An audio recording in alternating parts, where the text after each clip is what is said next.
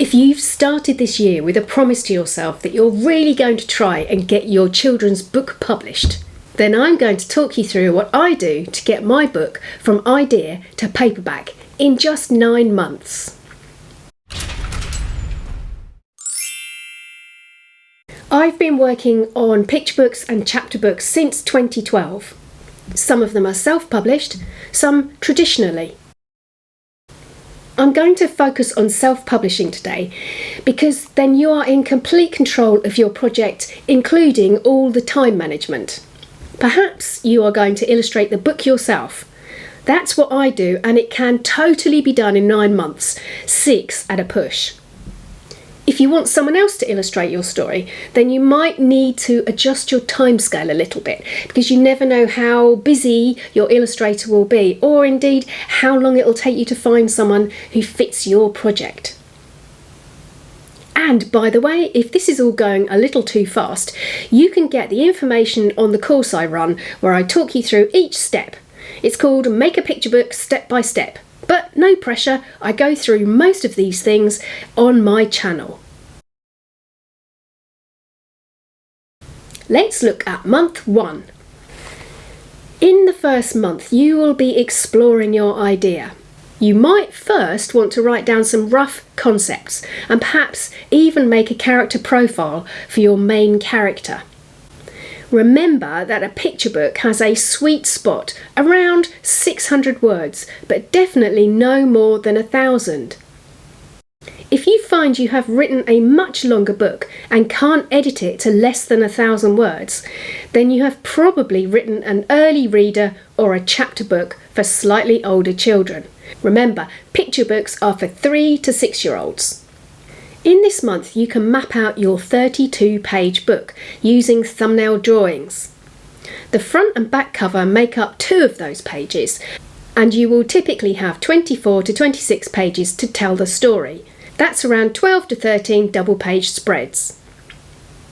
The other pages are made up of title page, imprint or copyright page, end pages, and importantly, a page with information about you or your websites or other books that you've written right at the end.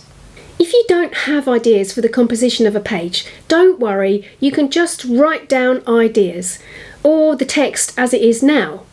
You can always come back to it, but the important thing is to have a complete narrative, a beginning, a middle and an end. This part is really important so that you can move on to the next stage. Do this in pencil so you can erase things and move them around. If you find that you need to insert a double-page spread, you can always cut out the little thumbnails and glue them down to a new piece of paper, making room to slide in that double page that you'd missed. Month 2. Now that you've worked on ideas and thumbnails, you can start working on your full-size layout pages. It's a good idea to make up a template so that you can trace through. I use layout paper. It's almost like transparent copier paper, but not like tracing paper. I will leave a link for you to have a look at in more detail. Take your time thinking about where your text is going to go. This is vital before you actually start making any artwork. Are you going to have the text and illustrations on opposing pages? Or are you integrating the text into your image?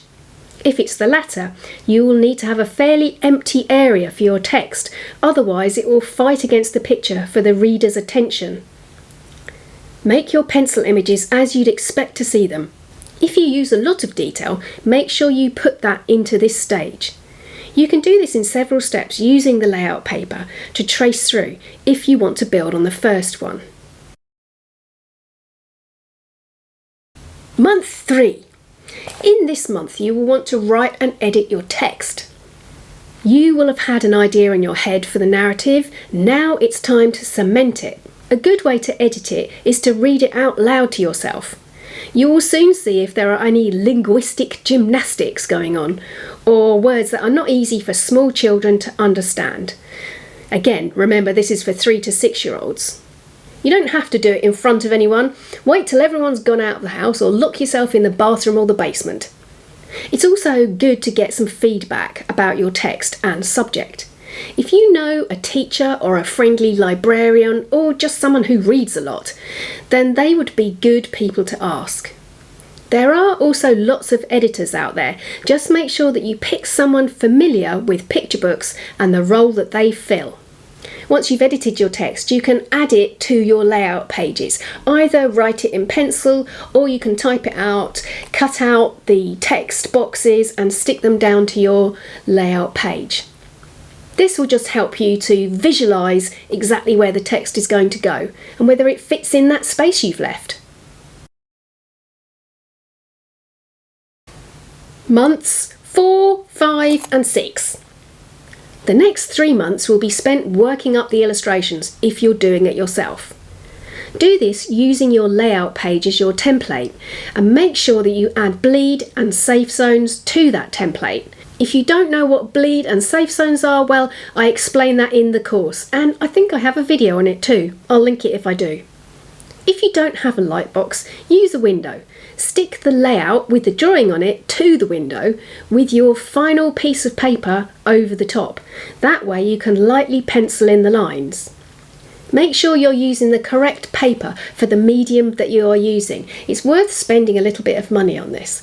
So get watercolour paper if you're using watercolour paints or gouache, pastel paper if you're using pastels, or even board if you're using acrylic. If you're using digital art, photograph your layout page and use it as your template in its own layer on your chosen piece of software. As you get towards the end of your illustrations, you will have an idea for the cover. You might want to use an image from inside the book, or you might want to use something completely different. I always think it's a good idea to use something totally different or add something, an element, to a picture that you've already completed. To me, it always feels like a little bit of a cheat to find that the front cover has been used inside too. But I totally get it. Sometimes you just run out of time. Don't forget the end covers. It's nice to have a pattern or some extra drawings rather than blank pages on the insides of the covers. Month 7. This stage is really important, so don't skip it. Get your work proofread, preferably by someone who really knows language. You might not be able to afford a proofreader, but do you know a teacher or a fellow writer, or could you join a writers group? No matter how many times you read and reread your own work, you won't see that one word or grammatical error. Get a second or third opinion. It will serve you in the long run. And if you can afford a proofreader, then that is even better. Also in this month, you should be thinking about your keywords and descriptions for your website and for your publishing platform. You can actually use key phrases rather than keywords, and this often works better. Think about what you might search for if you were looking for a book like yours. It wouldn't be something generic like picture book. It would be funny animal book for 3-year-olds or space book for girls age 6. This whole phrase counts as one keyword. Once you've chiselled out your keyword phrases, your description comes next. It should encompass all of your phrases, so it might read just what you're looking for, a funny animal book for 3-year-olds and over. Month 8. In month 8, you will need to get all of your illustrations, text and extra pages designed and formatted. I use Photoshop and InDesign to do mine, but there is free software out there if you don't have the budget to pay for them. Just run a search and you will find something that you like. This is where that bleed from month 3 will come in useful. You should have a 3mm buffer around the outside of your image so that if the page moves during printing, it won't affect the outcome.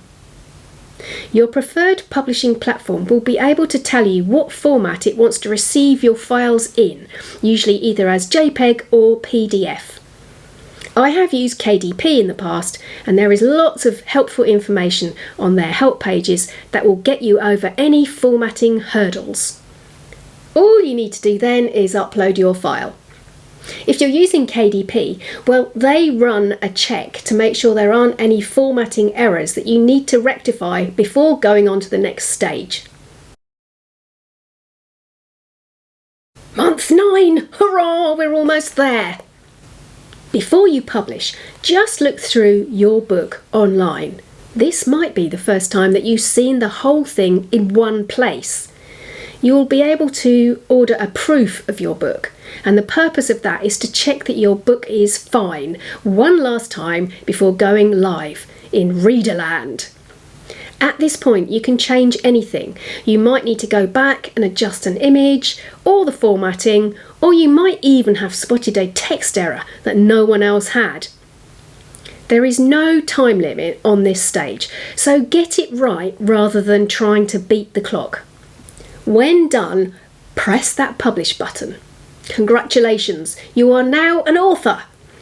But before you close the site, go and order your author copies. These are ones that you can sell or give away in promotions. There is a slightly complex issue around ISBNs. That's the barcode that you see on the back of all books. I go into this much more in my course. I'll leave a link in the description. So if you have a lot of passion to get your story out there, even if it's just to your family and community, it takes a little bit of determination and a lot of belief in yourself. Right, I'm off to badger a badger. I will see you next week. Nano nano. Hello, Space Cats. I've been an illustrator all my life. Well, perhaps not my whole life. And I'm here to show you how I do things, because sharing the love is how we learn, right? I live on a small island off the coast of England, which some think is stuck in the 1950s, but that suits me just fine. I spend my days painting, drinking proper tea, and booping my best buddy. I've been making picture books since 2012 and now have 15 or so published, and I illustrate all things woodland animal, sea creatures and fairy lore. I have playlists on how to make picture books and illustrator tutorials. So if quirky and whimsical and playful describes you, then grab a piece of paper and your weapon of choice and let's get creative.